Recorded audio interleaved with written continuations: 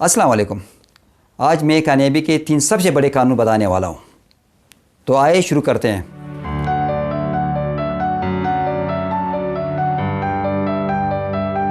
Number 3 پر ہے belief, یقین.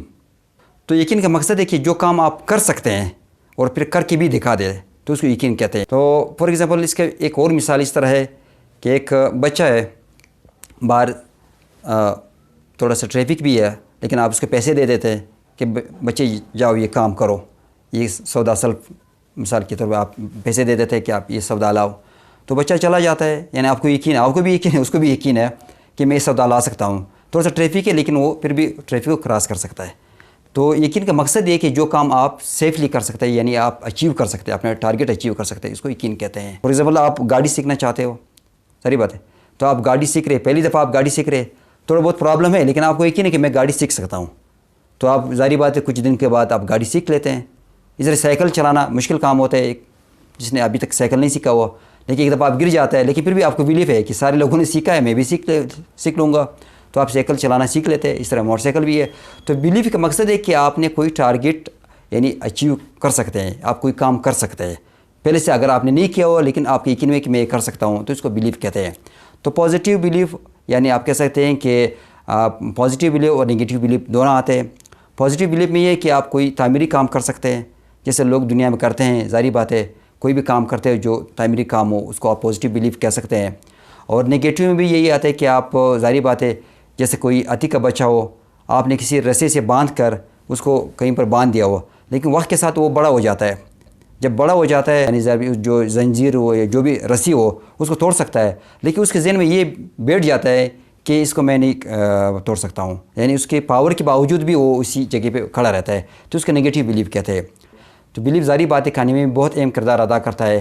یعنی ناکامی میں بھی اہم کردار ادا کرتا ہے اور کامیابی میں بھی اہم کردار ادا کرتا ہے. ظاہری بات ہے اگر کسی شخص کو یقین ہو کہ میں بہت آگے بڑھ سکتا ہوں تب وہ بڑھ سکیں گے. جیسے کہتے ہیں کہ ظاہری بات جب کرکٹ میں ٹنڈولکر نے جب ڈبل سینچری لگائی تو اس کے بعد ڈبل سینچری لگانا شروع ہو گیا. باقی کھلاڑیوں نے بھی یہی شروع کر دیا کیونکہ اس سے پہلے ڈبل سینچری کسی نے نہیں کیا تھا. تو ان کا بلیف ہو گیا، ان کو یقین ہوا کہ ہم لوگ بھی کر سکتے ہیں. تو اس حوالے سے ظاہری بات ہے اگر کوئی بھی کام کوئی بندہ کرے تو اس سے پہلے اگر کسی نے نہیں کیا، لیکن اگر ایک بندے نے بھی کر لیا تو اس کے بعد سارے لوگ شروع ہو جاتے ہیں. ایک چھوٹی سی مثال میں دیتا ہوں، جس پہلے بھی میں نے دیا یہ مثال. ہم لوگوں نے CSS کی تیاری شروع کیا تو ہمارے پورے علاقے میں خاص زو میں اس سے پہلے بہت سے کم لوگ تھے جو CSS ایگزام دیتے تھے اور پاس بھی نہیں کرتے تھے. تو ہماری ایگزام دینے سے یہ ایک فائدہ ہو گیا ہے کہ زو میں بہت سے لوگ آ گئے CSS پاس کرنے کے لیے اور پاس بھی کر دیا. انہوں نے بہت سے اسٹوڈنٹس نے CSS کا ایگزام زو میں پاس کر دیا. تو یہ ان کو بلیف ہو گیا کہ ہم لوگ بھی CSS کر سکتے ہیں. تو بلیف کا مقصد یہ ہے کہ پازیٹیو بلیف ہے کہ کوئی بھی کام کر سکتا ہے. اس لیے سکسیس میں بلیف بہت ضروری ہے. اگر آپ کا بلیف ہے تو آپ کوئی بھی اچیومنٹ کر سکتے ہیں. نمبر 2 پہ آتا ہے کنسسٹنسی. کنسسٹنسی کا مطلب ہے کہ مستقل مزاجی، ریگولیٹری. یعنی سکسیس کے حوالے سے مستقل مزاجی بہت اہم ہے. یعنی مستقل مزاجی کوئی بھی شخص چاہے جس کو آپ کہہ سکتے کہ ضدی شخص ہے تو وہ کامیاب ہو سکتا ہے اپنے کام میں. یعنی اگر آپ نے کسی کام کے ساتھ یعنی ضد شروع کر دیا کہ میں نے یہ خام خواہ کرنا ہے تو وہ آپ اچیو کر سکتے ہیں. کامیابی بھی آپ کو ضدی بنانا چاہتا ہے. اگر آپ کہتے ہیں کہ آپ ضدی ہو تو آپ کامیاب ہو سکتے ہیں، اگر آپ ضدی نہیں ہو تو پھر آپ کامیاب نہیں ہو سکتے. تو مستقل مزاجی وہ اہم قانون ہے جس میں آپ کامیاب ہو سکتے ہیں، آپ کو کامیابی مل سکتی ہے اس عادت کی وجہ سے. کنسسٹنسی اس لیے ضروری ہے. میں ایک مثال پیش کرتا ہوں اس کے حوالے سے. فار ایگزامپل کہ ٹنڈولکر کے پہلے بھی میں نے مثال پیش کیا تھا، یہاں پر بھی میں پیش کر رہا ہوں کہ اس نے تقریباً 24 سال کوئی چھٹی نہیں کیا تھا. یعنی 24 سال یہ مسلسل یہ گیم کھیلتا رہا، 24 سال یہ مسلسل مشق کرتا رہا. تو 24 سال میں اس نے کوئی چھٹی نہیں کیا. یہاں تک جب اس نے ورلڈ کپ جیتا تو اس صبح بھی یہ چلا گیا اپنے ایکسرسائز کے لیے. جب اس کا شادی ہوا تب بھی یہ ایکسرسائز کے لیے اسی صبح چلا گیا. یعنی جب یہ ریگولر تھا تب اس نے بہت بڑا نام کمایا. اس کے حوالے سے اس کے بعد ایک اور مثال میں پیش کرتا ہوں جہانگیر خان کا، پاکستان کا. جہانگیر خان نے 555 میچ جیتے. جہانگیر خان نے 555 میچ جیتے. یعنی جب یہ ظاہری بات ہے جب یہ بہت زیادہ ایکسرسائز کر رہا تھا، بہت زیادہ محنت کر رہا تھا، تو یہ بالکل انبیٹیبل تھا. یعنی سارے لوگ پریشان ہو گئے کہ اس کو شکست نہیں دے سکتے تھے. تو اسی حوالے سے ایک اور تیسرا مثال میں پیش کرتا ہوں عمران خان کا. عمران خان ظاہر بات ہے سب سے پہلے ایک کھلاڑی تھا. کھلاڑی بننے کے بعد جب سارے لوگ اس کو کہتے ہیں کہ آپ اتنے اچھے بالر نہیں بن سکتے, آپ اتنے بڑے بالر نہیں بن سکتے, لیکن اس نے محنت کیا. محنت کرنے کے بعد یہ بہت بڑے یعنی بہت فاسٹ بالر بن گئے. اس کے بعد پھر یہ ورلڈ کپ جیتنے کے بعد, یعنی اس سے پہلے لوگ کہتے ہیں کہ آپ ورلڈ کپ نہیں جیت سکتے, تو اس نے محنت کر کے ورلڈ کپ جیتا. ورلڈ کپ جیتنے کے بعد پھر لوگ اس کو کہتے تھے کہ آپ جب یہ کینسر کا ہاسپٹل بنا رہا تھا تو یہ لوگ کہتے ہیں کہ یہ ناممکن ہے. یعنی ڈاکٹروں نے کہا, کینسر کے ڈاکٹروں نے کہا کہ پاکستان میں کینسر کا ہاسپٹل بنانا ناممکن کام ہے, لیکن یہ ریگولر تھا, یہ کام کر رہا تھا, آخر اس نے یہ کر کے دکھایا.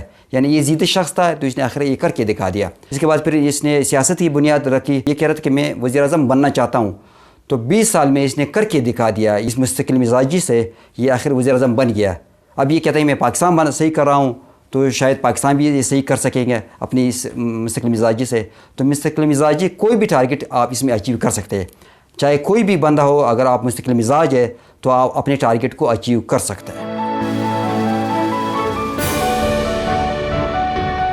نمبر 1 پہ آتا ہے سب سے امپورٹنٹ ڈومیننٹ رول ہے ڈریم.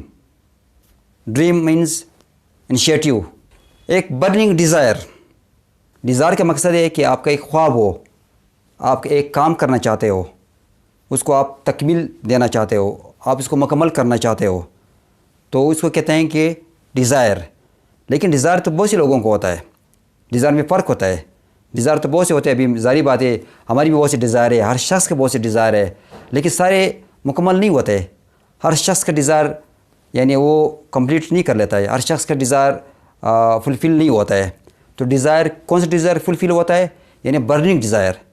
اگر آپ کا برننگ ڈیزائر ہو, آپ کو آرام نہ دے, وہ آپ کو بالکل آپ کا پیچھا کرتے رہو, آپ ہر وقت اس کے بارے میں سوچتے رہو, تو وہی برننگ ڈیزائر آپ اچیو کر سکتے ہیں. کامیابی کے حوالے سے یہ برننگ ڈیزائر بہت امپورٹنٹ ہے.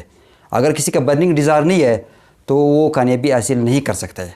اگر کسی کا برننگ ڈیزائر ہے, یعنی وہ پریشان ہے, ہر وقت اس کے بارے میں سوچتا ہے, تو وہی ڈیزائر یعنی کامیابی کے حوالے سے اس کو کامیابی حاصل ہو سکتی ہے. برننگ ڈیزائر اس لیے ضروری ہے کیونکہ ظاہری بات ہے کہ جب آپ سوچتے کوئی پلاننگ کرتے ہو تو سب سے پہلے تو آپ ارادہ کرتے ہو. ارادہ اس طرح ہے کہ ظاہری بات ہے جب آپ جاتے ہو آپ کہتے ہیں کہ میں نے کوئی کام کرنا ہے, لیکن اگر آپ کا ڈیزائر برننگ ہو, آپ کی خواہش شدید ہو, آپ کو تکلیف دے دے, تو آپ اس کو مکمل کر لیتے ہو. اگر وہ آپ کو تکلیف نہ دے دے, کہتے کہ کوئی مسئلہ نہیں ہے, اگر میں نے یہ کیا تو ٹھیک ہے, نہیں کیا تو کوئی مسئلہ نہیں ہے, تو پھر آپ اس فیلڈ کو یعنی اس پروجیکٹ کو مکمل نہیں کر سکتے ہو. اگر آپ کہتے کہ نہیں ڈو اور ڈائی والا معاملہ ہو, یا میں مروں یا میں کروں, تب وہ آپ برننگ ڈیزائر اس کو کہہ سکتے ہیں. فار ایگزامپل میں ایک بہت بڑا مثال پیش کر رہا ہوں اس حوالے سے, ہولی پرافٹ صلی اللہ علیہ وسلم کے حوالے سے, کہ جب اسلام کا تبلیغ حضور صلی اللہ علیہ وسلم کر رہے تھے کفار مکہ کے درمیان, تو اس وقت سارے جو کفار تھے وہ بہت پریشان تھے. وہ کہتے تھے کہ ایک دفعہ تو اس کے چاچا کے پاس آئے, ان کے چاچا سے کہا کہ آپ اپنے بھتیجے سے یہ کہے کہ ہم دنیا کی ساری دولت ان کے قدموں میں پھینک دیں گے, دنیا کی سب سے خوبصورت لڑکی سے ان کی شادی کرا دیں گے, سب کچھ ان کو دے دیں گے, لیکن آپ ان کو کہے کہ یہ راستہ ترک کر دے. تو جب حضور صلی اللہ علیہ وسلم سے یہ کہا تو حضور صلی اللہ علیہ وسلم نے جواب دے دیا, بہت خوبصورت جواب دے دیا. یعنی آپ اس حوالے سے کہ یہ کتنا یعنی حضور صلی اللہ علیہ وسلم اس راستے پہ یعنی سختی سے گامزن تھے. حضور صلی اللہ علیہ وسلم نے کہا کہ اگر میرے ایک ہاتھ پہ سورج رکھ دیا جائے اور دوسرے ہاتھ پہ چاند رکھ دیا جائے تبھی میں یہ راستہ ترک نہیں کروں گا. تو یہ بہت ہی خوبصورت برننگ ڈیزائر کا ایک خوبصورت مثال ہے. یعنی اس کا مقصد ہے کہ حضرت اسلام ظاہری بات ہے یعنی ڈو اور ڈائی والا معاملہ تھا. ظاہری بات ہے جب آپ کسی کام کے حوالے سے اتنی محبت کرے تو وہ کام خود بخود ہو جاتا ہے. باقی یہ ہے کہ ظاہری بات ہے برننگ ڈیزائر کے حوالے سے یعنی جتنے بھی آج دنیا میں آپ چیزیں دیکھ رہے, جتنی آپ ترقیاں دیکھ رہے, تو یہ سارے برننگ ڈیزائر کا رزلٹ ہے. تو یہ برننگ ڈیزائر اس لیے امپورٹنٹ ہے, یعنی آپ نے خواب دیکھنا بہت امپورٹنٹ ہے. اگر آپ نے کوئی چیز حاصل کرنا ہے, کوئی سکسیس اچیو کرنا ہے, تو آپ کے خواب میں برننگ ڈیزائر ہونا چاہیے. یعنی آپ کا ڈیزائر برننگ ہونا چاہیے, تب آپ سکسیس اچیو کر سکتے ہیں. یہ سب سے امپورٹنٹ رول ہے.